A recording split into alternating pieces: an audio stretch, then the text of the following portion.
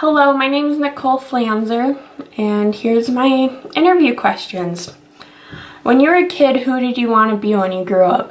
Well, when I was a kid, I remember wanting to be a princess, a teacher, or an astronaut. Now, I realize that those aren't quite engineering, but I do believe that they have similar things that an engineer wants to be, and I still strive to be like these people. For instance, like a teacher, they think outside of the box every day. They work with a whole bunch of different subjects, and they like to work with people.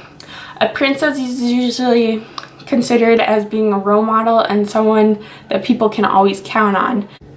And an astronaut is someone who gets driven by curiosity and loves math and science. And those are all people who I strive to be still, although an engineering is something that I am mostly interested out of all those traits. So, next question is, give an example when you had to work with someone who was difficult to get along with, and how did you handle the interaction with that person? Well, this summer I worked as a summer camp counselor, and one of my coworkers was someone who I was good friends. I disagreed with the way she was leading the children because you could see that the children were losing interest in camp and they weren't behaving as well as they should. So I decided to go up to her one day once I realized what was happening, and I told her kindly, I was like, look, the kids aren't really enjoying their stay because you constantly are yelling at them. Is there any different way that we can work together so that the kids can still listen, still learn if they're doing something wrong, and if they want to behave still?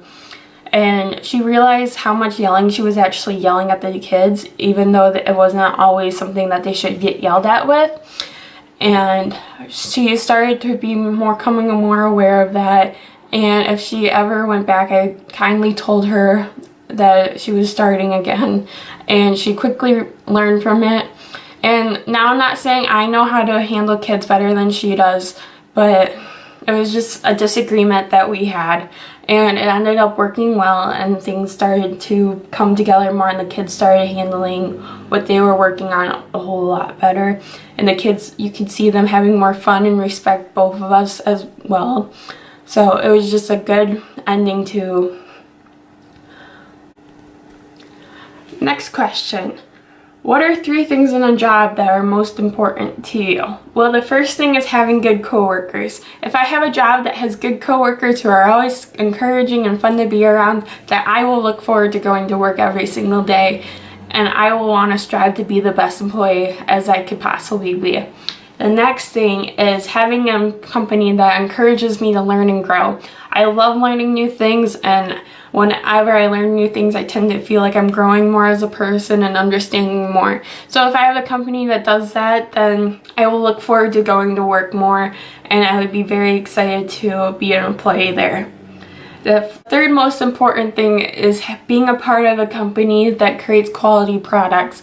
I want to be a company that I'm proud to work for, something that produces good products and something that I will want to use.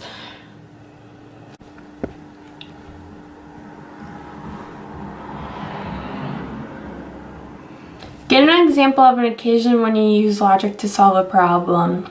Well, like many other students, I use logic to solve problems on homework and exams. However, something that I've been using a lot since I've been studying abroad, which I am right now, is whenever I'm talking to locals and there's a language barrier between them, so I can't understand them and they can't really understand me. So a lot of times I'll use logic when it's like they'll speak and I use like the concept of the situation, like am I at the grocery store, am I at the metro?